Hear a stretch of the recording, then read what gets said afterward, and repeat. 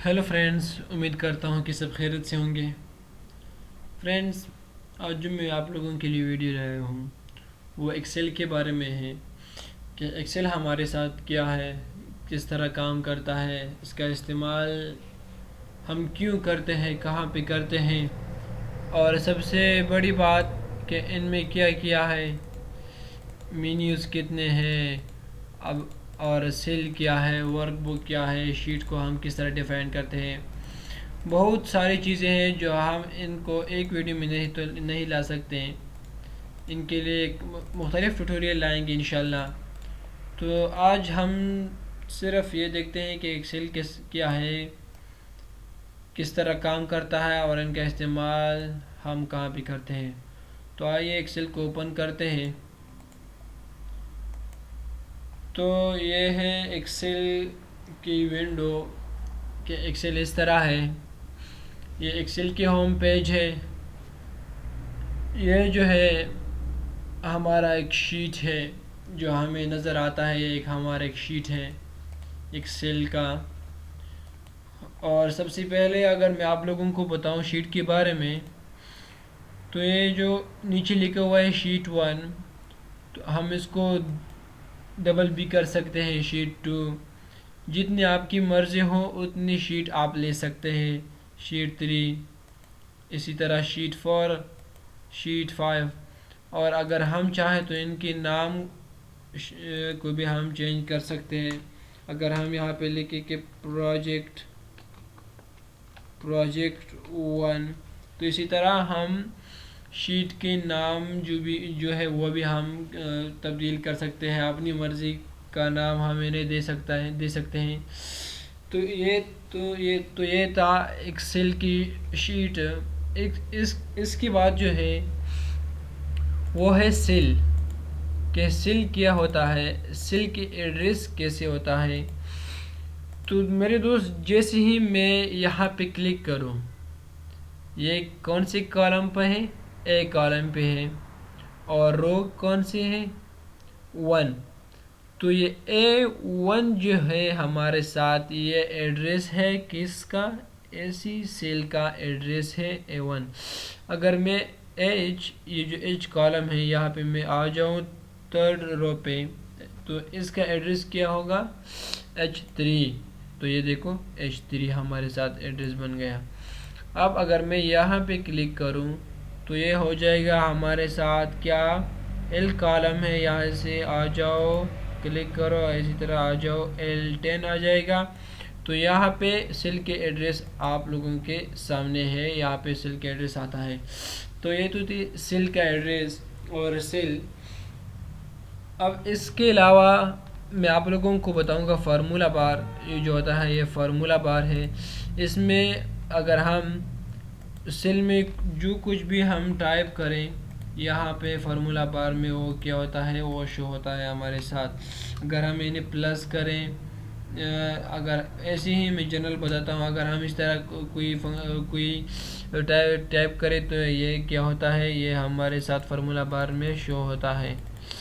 अब अगर मैं आप लोगों को इसी तरह ये बताऊं, जिस तरह ये फार्मूला बार में शो हो गया। अब इसके बाद मैं आप लोगों को बताऊंगा फ़ाइल के बारे में। फ़ाइल के हाँ मैं आता हूँ कि फ़ाइल में हमारे साथ क्या होता है। फ़ाइल में हमारे साथ वो होता है जहाँ पे हम एक नया शीट ओपन कर सकते हैं, या फिर हम इन्फो इसके बारे में, अपनी वर्क के बारे में इंफॉर्मेशन हासिल कर सकते हैं, या फिर एक्सेल के बारे में हम अपनी ही प्रोजेक्ट को सेव कर सकते हैं, सेव एज कर सकते हैं, प्रिंट कर सकते हैं, उसी के बाद शेयर कर सकते हैं और एक्सपोर्ट भी कर सकते हैं, पब्लिश भी कर सकते हैं। उम्मीद करता हूँ कि ये तो आप लोगों को पता होगा कि एक्सपोर्ट पब्लिश इसका क्या मतलब है। हम क्लोज भी कर सकते हैं, और मोर पे जब हम आए फीडबैक ऑप्शन, तो यहाँ पे भी हम आ सकते हैं। अब ये जो है ये हमारा वर्क है कि हमने यहाँ पे काम कितना किया है। तो ये हमारे साथ जो हमने पहले काम किया हुआ है वो है। इसके बाद अगर हम यहाँ पे क्लिक करें तो यहाँ पे हमारे साथ एक नया शीट, एक नया विंडो ओपन हो जाएगा। जहाँ पे हमें वर्क काम करने के लिए क्या हो जाएगा, आसानी हो जाएगा। अब मैंने तो आप लोगों को शीट के बारे में बताया, सेल के बारे में बताया। अगर आप लोग सेल को बढ़ाना चाहते हो इसी तरह तो आप बढ़ा सकते हो। अगर आप कहो कि नहीं मैं तमाम सेल को एक साथ में बढ़ाना चाहता हूँ तो आप इसी तरह सेलेक्ट करो और इसी तरह आप लोग इन्हें बढ़ा भी सकते हो। जिस तरह मैंने सेलेक्ट किया, देखो मैंने इसी तरह सेलेक्ट किया कि ए पे क्लिक किया और इसी तरह लाया, और मैं अब अगर इसको छोटा कर सकता हूँ तो छोटा भी कर सकता हूँ। देखो मैंने इन्हें छोटा किया। अब अगर मैं बड़ा करूँ तो इसी तरह आप लोग ये काम भी कर सकते हो। अब इसके बाद मैं आप लोगों को इसके बारे में बताऊंगा कि अगर मैं यहाँ पे कुछ लिखूँ, जिस तरह मैंने यहाँ पे लिख लिया कि, और इसको मैं यहाँ पे मैं लिखता हूँ कि हेलो वर्ल्ड, मैंने यहाँ पे ये लिख लिया। अब इसके बाद मैं आता हूँ कि इसके बारे में, अब आता हूँ मैं यहाँ पे मैंने हेलो वर्ल्ड किया, यहाँ पे मैं एक रो को इंसर्ट करता हूँ। अगर मैं यहाँ इस पे राइट क्लिक करूँ और इंसर्ट पे जाऊँ तो यहाँ एक रो हमारे साथ क्या हो जाएगा, बन जाएगा, इंसर्ट हो जाएगा। तो इसे हम इंसर्ट कहते हैं। अब मैं आता हूँ इस सेल पे, मैंने लिख लिया हेलो वर्ल्ड। तो इस हेलो वर्ल्ड को मैं और यहाँ ये जो है फ़ॉन्ट जो है, हम इन हेलो वर्ल्ड को इससे तब्दील भी कर सकते हैं, इनके स्टाइल को भी चेंज कर सकते हैं। फ़र्ज़ करें मुझे ये स्टाइल पसंद आ गया तो मैं ये स्टाइल इन पे लगा भी सकता हूँ। अब इसके बाद मैंने बोल्ड भी कर सकता हूँ, बोल्ड भी किया, इटैलिक भी कर सकता हूँ और अंडरलाइन भी कर सकता हूँ। अब इसके बाद मैं बॉर्डर भी लगा सकता हूँ। मैंने बॉर्डर भी लगाया। अगर मैं यहाँ पे बॉर्डर लगाऊँ तो यहाँ पे भी बॉर्डर लगा सकता हूँ। अगर मैं यहाँ पे सिर्फ नीचे बॉर्डर लगाना चाहता हूँ तो यहाँ आ जाओ, ये तो राइट, ये लेफ़्ट। अब यहाँ पे नीचे जब मैं बॉर्डर लगाना चाहूँगा तो ये है, सिर्फ नीचे बॉर्डर लगा दिया मैंने। इसी तरह अगर मैं यहाँ पे नीचे बॉर्डर लगाऊँ तो इसी तरह मैं ये भी काम कर सकता हूँ। अब इसके बाद जो हेलो वर्ड है, अगर इनको मैं इनकी जो साइज़ है अगर मैं इन्हें बढ़ा सकता हूँ तो वो बढ़ा भी सकता हूँ इसी तरीके से, और अगर छोटा करूँ तो छोटा भी कर सकता हूँ इसी ही तरीके से। तो ये तो था हमारा इंक्रीमेंट एंड डिक्रीमेंट। इसी तरह इनका जो कलर है वो मैं चेंज भी कर सकता हूँ, इसी तरह मैं इनका कलर भी चेंज कर सकता हूँ। अब ये जो भी आपकी मर्ज़ी हो, जिस तरह भी आप चाहो आप इन्हें अपनी डिज़ाइन दे सकते हो। अब ये तो हो गया हमारे साथ इंक्रीमेंट डिक्रीमेंट कलर हो गया। अब इसके बाद जो हमारे साथ है वो मैं सेकंड शीट भी करता हूँ। जिस तरह मैंने पहले आप लोगों को कहा कि अगर आप सेल को बढ़ाना चाहते हो तो इसी तरह आप सेल को पहले बड़ा करो, फिर उसके बाद मैं इसके में से मर्ज करूँ और कलर भी देता हूँ। इसके बाद ऑल बॉर्डर भी देता हूँ। इस बॉर्डर पे आप लोग अपना प्रैक्टिस करना क्योंकि ये बहुत ज़रूरी है। और ऑल बॉर्डर जो होता है वो बहुत ही जगहों पे इस्तेमाल होता है, हर जगह ऑल बॉर्डर इस्तेमाल होता है। इंसर्ट कर दिया मैंने, एक रो को मैंने इंसर्ट किया। अब इसके बाद अगर मैं यहाँ पे कुछ लिख लूँ कि हेलो वर्ल्ड, यहाँ पे मैं लिखता हूँ हेलो वर्ल्ड में लिखता हूँ।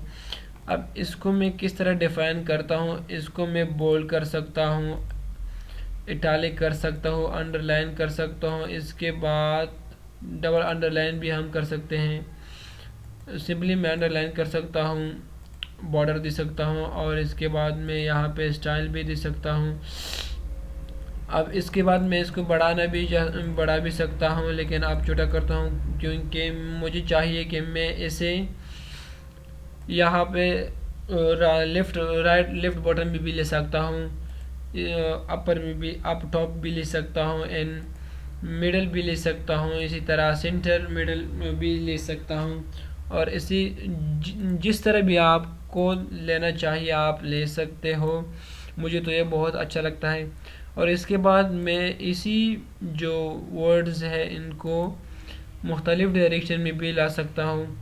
जिस तरह मैंने ये लाया तो इनको मैं मुख्तलिफ़ डायरेक्शन में भी ले सकता हूँ। अगर आप ख़ुद अपने लिए एक डायरेक्शन बनाना चाहते हो तो आप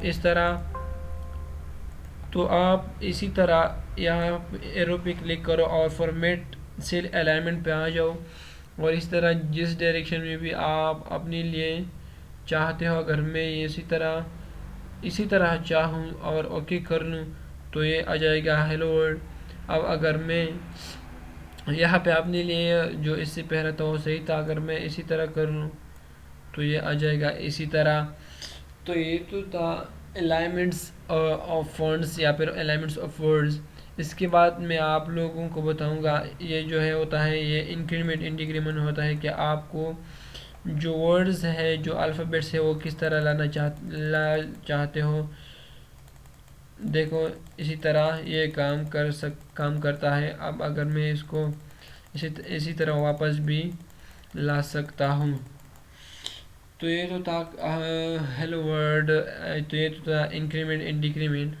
अब इसके बाद मैं आप लोगों को बताऊंगा मर्ज एंड सेंटर के बारे में। मर्ज के बारे में बताऊंगा कि मर्ज का क्या काम है।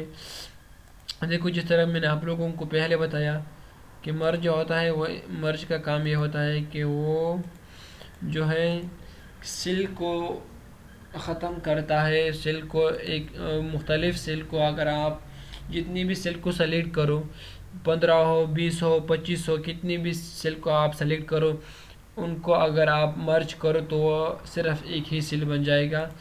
तो इसी तरह ये होता है सेल, मर्ज इन सेल। ये इसमें भी मुख्तलिफ़ टाइप्स होते हैं, मर्ज, एक्रॉस मर्ज, सेल अनमर्ज। तो ये तो हो गया मर्ज इन सेंटर। अब इसके बाद अगर मैं आपको बताऊंगा मर्ज एक्रॉस के बारे में कि वो किस तरह काम करता है। अगर मैं मर्ज एक्रॉस के बारे में काम करूँ तो यहाँ पे देता है merge selected cells in the same rows into one large cell. अगर मैं इस पे क्लिक करूँ तो यहाँ के जो कॉलम थे वो क्या हो गए, वो मिट गए, और ओनली हमारे साथ सिर्फ और सिर्फ रो बच गए। तो ये हुआ हमारे साथ मर्ज एक्रॉस।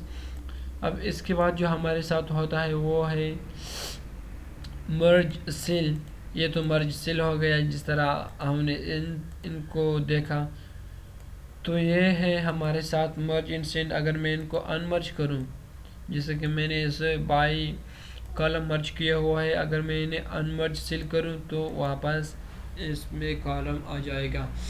तो ये हुआ हमारे साथ मर्ज इन सेल। अब मैं आता हूँ शीट 3 पे, सॉरी शीट 4 पे मैं आता हूँ। अब यहाँ पे मैं देखता हूँ सबसे पहले ये जो मुझे बहुत अच्छा लगता है, सॉरी इसको सेलेक्ट करना मुझे बहुत अच्छा लगता है, इसको बड़ा करना मुझे बहुत अच्छा लगता है। तो मैंने इन्हें बड़ा किया और इसी तरह इनको क्या मर्ज किया और कलर भी दिया। तो अब यहाँ पे मैं लिखता हूँ फरमान, यहाँ पे मैं लिखता हूँ, यहाँ पे मैं फरमान खान अफरीदी, मैंने अपना नाम लिख लिया और इसको सेंटर पे लाया, इसको बड़ा किया, बोल्ड किया एंड अंडरलाइन भी किया एंड बॉर्डर भी लगाया। अब मैं देखता हूँ कि ये तो हो गया यहाँ पे। तो अब मैं यहाँ पे देखता हूँ इनको मर्ज किया, यहाँ पे मैं सिंपली ये मैंने लिख लिया। और अब मैं देखता हूँ इनकी जो जनरल नो स्पेसिफिक फॉर्मेट, अब ये तो जनरल हो गया। अब इसके बाद अगर मैं यहाँ पे क्लिक करूँ नंबर, तो ये नंबर पे हो गया। यहाँ पे डेसिमल जो होता है वो हमारे साथ इसकी जो इजाफा हो गया।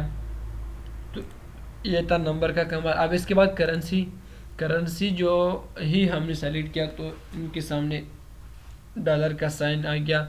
डॉलर का साइन हम यहाँ से भी लगा सकते हैं मुख्तलिफ़ तरीक़ों से। इंग्लिश यूनाइटेड स्टेट्स का हम लगा सकते हैं, इसके बाद इंग्लिश यूनाइटेड किंगडम का हम लगा सकते हैं, यूरो का हम लगा सकते हैं, जो भी आप चाइनीज़ का हम लगा सकते हैं। तो आजकल जो है डॉलर है तो हम डॉलर का लगाएंगे। अब इसके बाद जो है वो होता है अकाउंटिंग। अगर मैं यहाँ पे कुछ लिख लूँ कि 1 2 3, इसको बॉर्डर भी दूंगा, और यहाँ पे मैं सेलेक्ट करूँगा शॉर्ट डेट, तो ये ऑटोमेटिकली डेट में तब्दील हो जाएगा। अगर फिर मैंने कुछ लिख लिया और इन्हें सेलेक्ट किया और शॉर्ट डेट, तो ऑटोमेटिकली ये डेट पे तब्दील हो जाएगा जो भी मैंने लिखा था। अब अगर इसके बाद मैं दोबारा कुछ लिख लूँगा, सॉरी, तो अच्छा, अगर मैं यहाँ पे दोबारा कुछ लिख लूँगा, हाँ ये सेल तो ऑटोमेटिकली हमने डेट में तब्दील किया हुआ है। अगर हम कुछ भी यहाँ पे लिख लेंगे तो ये डेट में तब्दील हो जाएगा। अब इसके बाद मैं दूसरे सेल को मर्ज करता हूँ, मैंने इसे मर्ज किया। अब यहाँ पे मैं जो कुछ भी लिखना चाहता हूँ, यहाँ पे फ़र्ज़ करें मैंने लिख लिया, यहाँ पे मैंने ये लिख लिया। अब इसके बाद इन्हें मैं लॉन्ग डेट कंसिडर करना चाहता हूँ। लॉन्ग डेट जैसे ही मैंने कंसिडर किया तो वेंसडे अक्टूबर 1933। तो इसी तरह जो भी हम वर्ड्स एंटर करते हैं इस सेल में, तो उन्हीं के बिना पे वो होता है, क्या होता है, चेंज होता है। अगर मैंने इससे लिख लिया और एंटर किया तो ये हो जाएगा। अब अगर मैं कुछ भी लिख लूँ, ये इसका मतलब ये होता है कि हम जिस सेल को टारगेट करें उसी सेल में हम जो भी वर्ड्स लिखेंगे सिर्फ़ और सिर्फ वो सेल उसी काम के लिए मुख्तस होगा। जिस तरह हमने यहाँ पे लिख लिया डेट, तो अब हम यहाँ पे जो भी वैल्यू देंगे वो डेट में ऑटोमेटिकली मुख्तलिफ तब्दील हो जाएंगे। अगर हम यहाँ पे जो भी वैल्यू देंगे वो डॉलर में चेंज हो जाएंगे।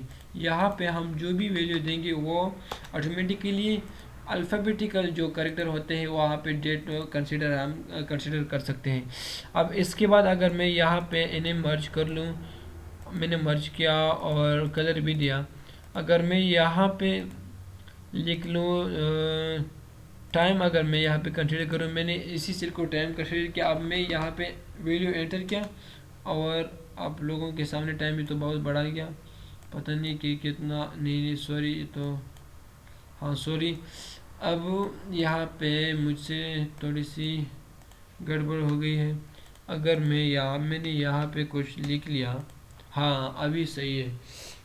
इसी सेल को तो मैंने कंसिडर किया होता, तो जो भी वैल्यू मैं इसे एंटर करूँगा शॉर्ट वैल्यू, तो हमें टाइम में देगा। तो इसी तरह ये होता है कमाल, general, number, currency, accounting, short date, long date and time, percentage का भी इसी तरह किया धरा हुआ है कि अगर मैं यहाँ पे कुछ डालूँ और यहाँ पे मैं परसेंटेज दूँ तो ये ऑटोमेटिकली परसेंटेज में हो जाएगा। अगर यहाँ पे मैं कुछ भी डालूँ तो वो परसेंटेज में ऑटोमेटिकली चेंज होता जाएगा। अब इसके बाद इसी तरह फ्रैक्शन है, टेक्स्ट है, सब कुछ है वो भी इसी तरह है। तो ये था हमारे साथ नंबर का जो होम मेन्यू में हमारे साथ नंबर का जो सेक्शन था वो था। अब इसके बाद जो है कंडीशन इन्फॉर्मेटिंग है। कंडीशन इन्फॉर्मेटिंग बहुत ही कमाल का है, ये मैं आप लोगों के लिए अगली वीडियो में लाऊंगा इंशाल्लाह। So thank you very much guys and keep watching my videos, subscribe my channels, thank you very much।